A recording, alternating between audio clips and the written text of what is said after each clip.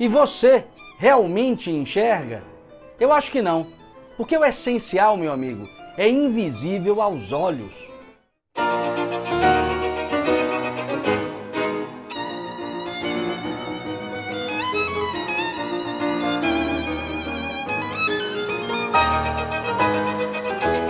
Então, abrindo a live de hoje com o tema As 7 Moradas da Alma Humana, uma breve abordagem sobre como a grande mística cristã Teresa de Ávila nos apresenta as suas etapas de desenvolvimento da consciência humana rumo a essa experiência de unidade com a própria realidade, rumo a esta experiência que é, sem dúvida alguma, uma forma superior de religiosidade, no caso, a experiência mística.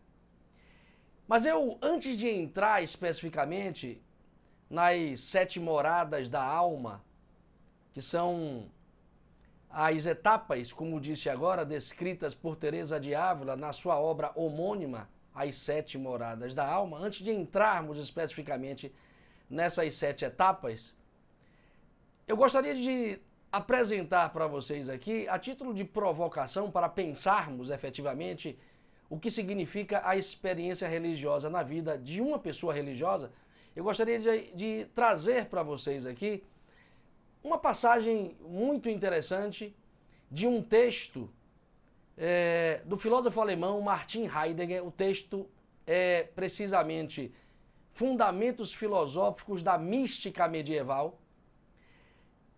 Um texto onde ele reflete sobre como a experiência religiosa pode ser descrita através do método fenomenológico. Eu não vou entrar aqui em questões a respeito do método fenomenológico, porque não caberia aí acabar gastando aqui o tempo, e isso não importa, mas enfim, a descrição que o Martin Heidegger procura fazer é antecedida por 2 perguntas que são muito interessantes, e são essas perguntas que eu gostaria de trazer para vocês aqui como introdução deste tema sobre mística. Ele pergunta o seguinte: poderia um homem não religioso compreender a vida religiosa? Eu acho essa pergunta muito interessante. Ele continua: somente o homem religioso teria os dados autênticos para tal compreensão? Como eu disse para vocês, o filósofo alemão Martin Heidegger, especificamente nesse texto, não tem a intenção de responder propriamente esta pergunta, pelo menos não no sentido de uma investigação de um estado de consciência que vive a experiência religiosa. Ele procura descrever a experiência religiosa através do método da fenomenologia, como a experiência religiosa se apresenta nos textos filosóficos. Então ele procura produzir uma descrição a partir da experiência religiosa tal como ela é descrita em alguns escritos filosóficos, como, por exemplo, os de Teresa de Ávila. Mas eu chamo essas 2 perguntas como introdução porque cabe aqui respondê-las. Ora, o Heidegger certamente concordaria com esta resposta, embora não seja possível descrever a experiência religiosa senão através de textos que falam especificamente da experiência religiosa, mas nunca a partir do estado de consciência vivido pela pessoa. Então, como é impossível que um homem compreenda o estado religioso, a experiência mística vivida por uma outra pessoa, A resposta é que somente um homem religioso é capaz de entender a experiência de outro homem religioso. Somente um místico pode compreender efetivamente o que se passa física, psicológica e espiritualmente na vida ou no coração de outro místico.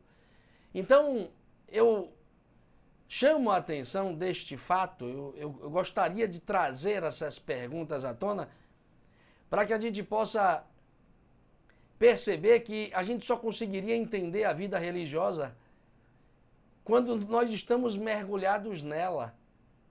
Há uma necessidade de correspondência entre o que se passa no interior de um coração religioso para se entender efetivamente o que se passa no coração de outro homem religioso. Então, não há como um homem não religioso compreender efetivamente o que é uma experiência religiosa.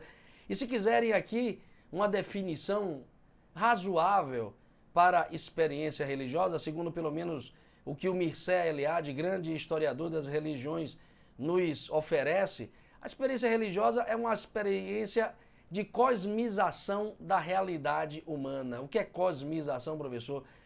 É você instaurar uma ordem cósmica na sua própria vida, no sentido de sacralizá-la, sacralização do seu tempo e espaço profanos, sacralização da sua vida cotidiana.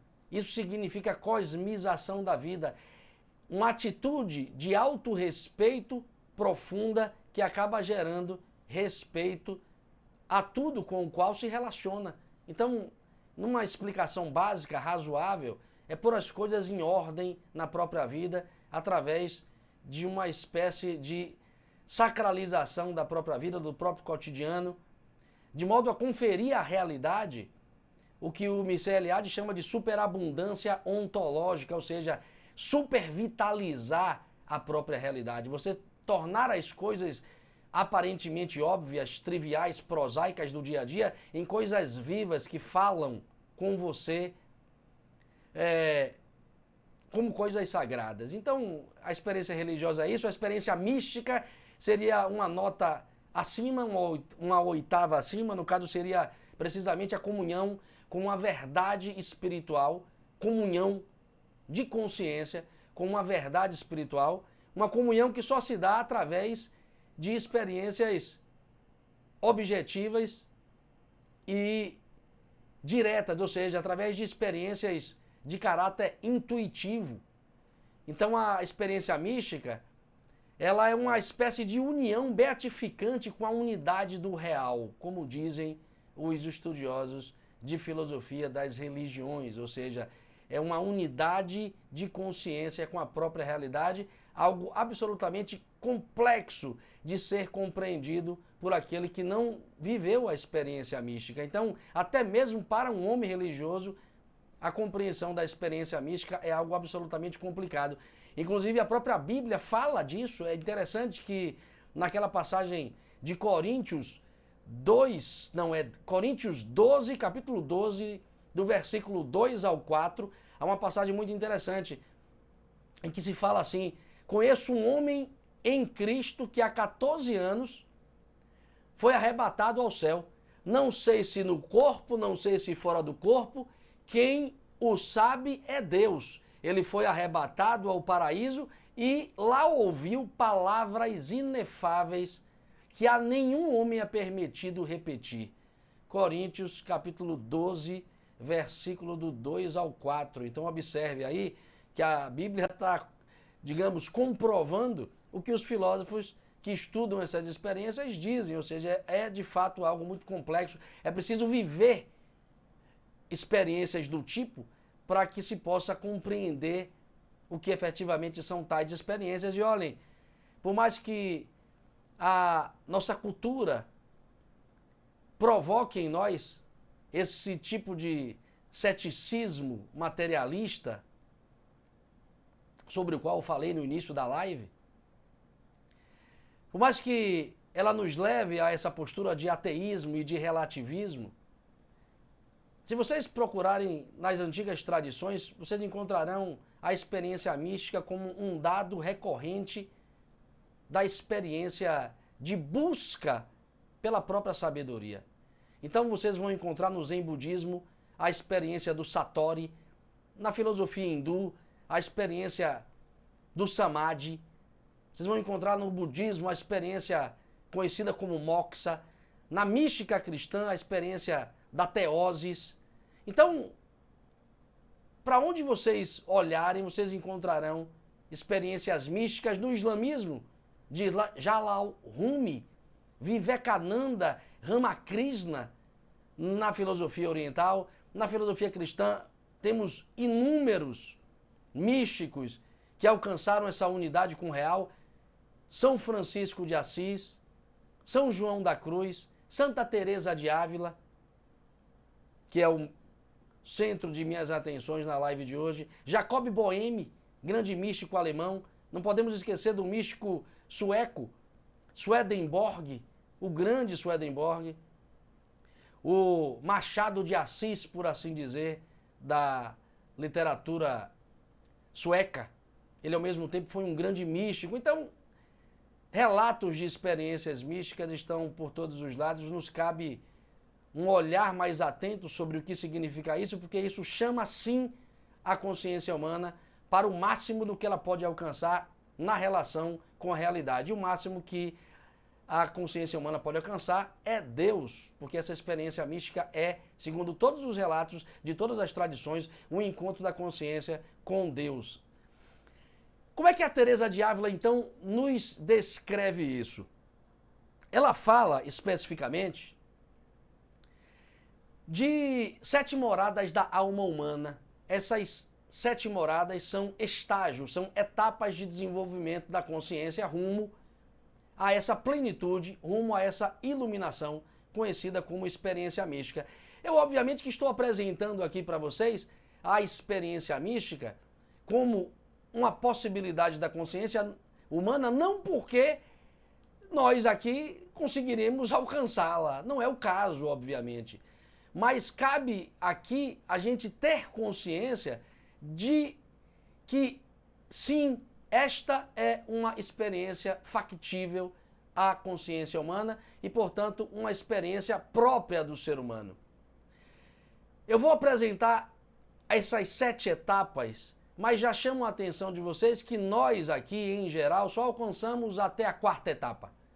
As 3 últimas já são experiências, digamos, de grosso calibre filosófico, já são experiências para poucos, mas vale sim uma observância quanto a isso, porque, como eu disse, mostra o que pode a consciência humana, mostra para a gente com muita clareza as altíssimas possibilidades transcendentais da consciência humana. Então, a Teresa de Ávila, que é uma personagem das mais importantes na mística cristã, na história do cristianismo, foi ela quem fundou a ordem dos Carmelitas Pés Descalços, a ordem espanhola, genuinamente espanhola, dos Carmelitas Pés Descalços, uma ordem em que os membros, porque não somente mulheres, mas depois homens também passaram a participar, depois que São João da Cruz, junto com a própria Teresa de Ávila, começou a criar conventos também para homens. É uma ordem voltada para uma atitude devocional marcada fundamentalmente pela oração e pelo silêncio. Voto de pobreza, voto de renúncia, voto de profunda dedicação à oração e ao silêncio cotidianos. Então são práticas de concentração muito profundas. Na mística de Santa Teresa, chamada de 4 degraus da ascensão da consciência. Eu não vou falar sobre isso porque isso ela apresenta numa outra obra chamada Livro da Vida ou Autobiografia de Teresa de Ávila. Eu não vou falar delas, mas posso relatar aqui quais são esses 4 degraus: a oração mental, a oração do silêncio, a devoção da união e a devoção do êxtase. Então são etapas de desenvolvimento da consciência e, mais precisamente, no que concerne à obra As 7 Moradas da Alma, me coloco agora a falar para vocês como ela apresenta esses 7 degraus, essas 7 etapas de desenvolvimento da consciência. Ela, como não poderia deixar de assinalar, fala que a primeira morada da consciência, a primeira morada da alma humana, é a decisão por buscar a Deus. É claro que não poderia ser diferente. E ela apresenta isso de forma muito bonita e, ao mesmo tempo, muito objetiva e até, digamos, um tanto quanto dura, porque ela fala que não existe vida mais miserável do que aquela que não se coloca a buscar a Deus. Eu, particularmente, não tenho dúvidas disso, sobretudo quando vejo o quadro geral de comportamento das pessoas nos dias de hoje. As pessoas estão enfraquecidas interiormente e, portanto, inclinadas a serem arrastadas pelas mais aviltantes experiências pela falta da busca por Deus. E eu não estou falando aqui do Deus católico, não estou falando do Deus cristão, seja o Deus que você quiser, meu amigo, mas a experiência do sagrado, como diz o psicólogo Carl Gustav Jung, é uma experiência assim a qual você não pode desenvolver-se como ser humano. Eu já falei isso em várias lives, mas cabe aqui repetir. O Jung fala num texto de forma muito objetiva e direta, e olha que ele não é propriamente um religioso, é um grande estudioso da psique humana, sobretudo da dimensão simbólica da psique humana. O Jung fala que nenhum indivíduo pode se realizar se não colocar sua consciência a serviço de uma causa sobre-humana e espiritual. Ou seja, a busca por Deus é condição de realização da consciência neste labirinto, nessa caverna, nesse contexto trevoso chamado existência. Então, é uma espécie de busca que acende, de certo modo, uma vela na nossa caminhada e nos leva a um processo de autoaperfeiçoamento paulatino. Então, a primeira morada consiste numa tomada de decisão de buscar a Deus. A segunda morada é a purificação, porque não há como buscar a Deus efetivamente sem que você comece a se purificar, a purificar sua mente, a purificar suas emoções, a purificar o seu corpo. Ou seja, a purificação significa, numa palavra, desapego. Desapego a tudo que é fugaz, desapego a tudo que é, digamos, escravizador, desapego a essas ideias, a esses afãs de posse, de reputação, de prestígio social e econômico, de bens materiais acima de tudo. Ou seja, desapego por coisas que pesam a existência, que pesam. Repare, o que pesa não é ter coisas, mas é se apegar às coisas. O problema não é ser rico, o problema não é ter dinheiro, minha gente. Ter dinheiro é bom, é importante, é sagrado. O problema é se apegar a isso e fazer de sua vida uma realização pautada nisso. Aí sim, meu amigo, você pesará a sua existência e, consequentemente, não conseguirá se realizar interiormente da forma como sua consciência pede. Então, é claro que ela vai sinalizar como segunda morada a purificação como segundo degrau aí desse processo. O terceiro já é, digamos, o aparecimento de uma atitude mais madura na relação que você tem consigo próprio. O terceiro degrau, ou terceira morada, é o esclarecimento sincero da relação que você tem consigo próprio. Eu gosto dessa morada porque é interessante, porque é o momento em que você começa a ser absolutamente honesto consigo mesmo, reconhece a sua altura moral, reconhece efetivamente as suas possibilidades éticas de vida, reconhece o seu devido lugar e passa a assumir uma espécie de compromisso pessoal consigo próprio, no sentido de se tornar uma espécie de ponte de ideias elevadas ou continuar vivendo de forma medíocre, de forma banal e de forma nervosa. Porque nós somos um tanto quanto isso, como diz o grande psicólogo Paul Diel, nós vivemos sempre pendulando entre o nervosismo e a banalidade.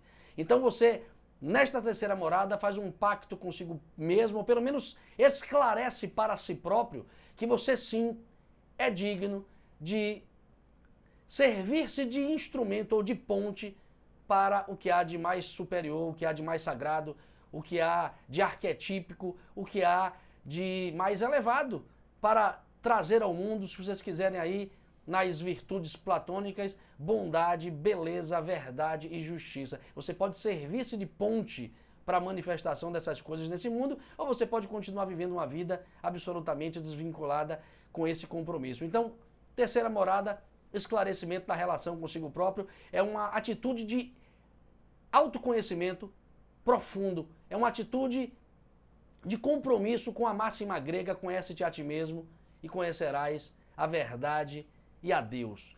Quarta morada é um aprofundamento desses processos anteriores através de três virtudes: confiança, humildade e gratidão.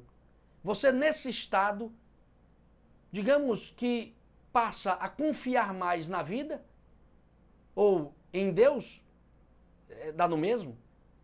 Você passa a confiar em Deus, se colocar diante de Deus e de sua própria vida de forma humilde e ser grato a ela, velho. Na dor, ser grato a ela. Com todos os problemas que você tem, ser grato a ela. Com todas as dificuldades que você vive hoje e viverá amanhã, ser grato. Agora, não é uma atitude de gratidão no sentido de gratiluz, ser grato. Porra, velho, sem teatro, velho. É gratidão na relação profunda do diálogo que você tem consigo próprio. É gratidão sincera. Você não precisa dizer para todo mundo, sair agradecendo a vida nessa atitude teatral que existe hoje aí, de gratiluz para tudo que é lado. Então é uma atitude silenciosa de profunda gratidão à própria vida, de humildade e de confiança em Deus. Porque esse tipo de experiência é uma experiência absolutamente interior, subjetiva, no sentido de que você só deve explicações a si próprio, justificativas a si próprio e a Deus. É claro, né, como diz o próprio Santo Agostinho, Deus está em você e você está nele. Quinta morada, aí, meu amigo, o caldo engrossa, como eu falei, já estamos em níveis muito elevados de consciência e, portanto, poucos acessam essa experiência, mas é bom, como eu disse, saber do que se trata, porque são experiências que nos aguardam. Nos aguardam. Essa experiência, chamada de quinta morada, é o momento em que você, digamos, não mais se vê como um buscador de Deus. Como é o negócio para você? Você deixa de buscar a Deus? Pois é, meu amigo, você não precisa mais buscar a Deus, porque nessa etapa você já o reconhece dentro de você. Então não é você que busca a Deus, como se você e Deus fossem coisas separadas. Você já percebe que você é Deus. Você já percebe Deus em você. E, portanto, há uma espécie de comunhão entre o eu e o Deus para o qual nós dirigimos a nossa consciência, bem naqueles termos que o apóstolo Paulo, que o apóstolo Paulo não, que Paulo não é apóstolo, que São Paulo, se bem que ele é apóstolo, mas não aquele que acompanhou Jesus, mas enfim, São Paulo fala na carta aos Gálatas, meu Deus, eu acho que é aquela famosa e belíssima passagem, Gálatas capítulo 2, versículo 20, pronto, diz assim, todo mundo conhece, ele fala, não é mais eu mesmo que existo em mim, mas Cristo que existe em mim.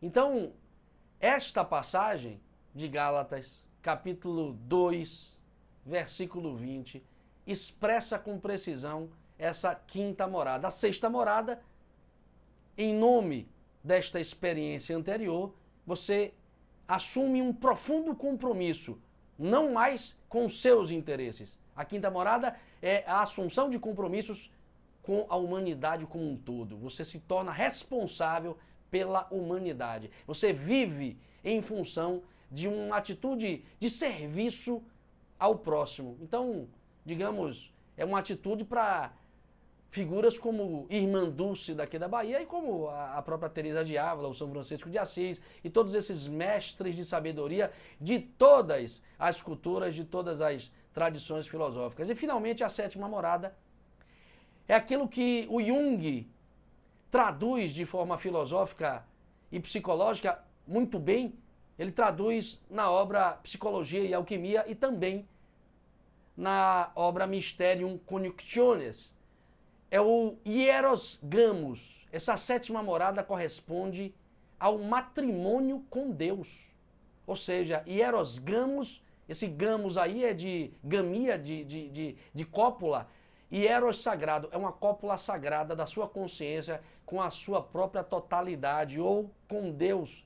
Se quiserem aqui nos termos de Jung, é o encontro da consciência com o self, a totalidade. Se quiserem nos termos filosóficos da própria Teresa de Ávila, é o matrimônio com Deus, é o momento em que você e Deus se fundem numa única consciência e a experiência mística acontece e ela, como eu disse, é uma experiência que só pode ser vivida, não pode ser explicada, não pode ser traduzida conceitualmente. Todos os grandes mestres de sabedoria, ao viverem a experiência mística, se iluminam e passam, então, a se tornarem velas, luzes, lamparinas, que podem ser por nós tomadas para a iluminação da nossa difícil caminhada existencial. Então, por mais que as três últimas moradas sejam experiências muito além de nossas possibilidades, miremos as quatro primeiras e vislumbremos essas seguintes como experiências que inspiram o nosso cotidiano, inspiram a nossa vida em nosso cotidiano, de modo a nos tornar um pouco mais lúcidos, um pouco mais responsáveis, um pouco mais felizes. É isso que eu tenho a dizer a vocês hoje. Sugiro a leitura dessas obras que assinalei aqui.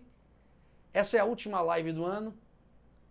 Em janeiro eu retorno com outras tantas reflexões filosóficas sobre os mais diferentes temas ligados ao desenvolvimento da consciência através do estudo do simbolismo e de tudo que a filosofia nos apresenta de mais elevado.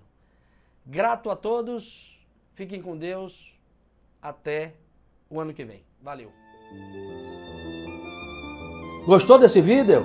Então curta, inscreva-se agora e ative as notificações para não perder nenhuma reflexão filosófica. Te espero!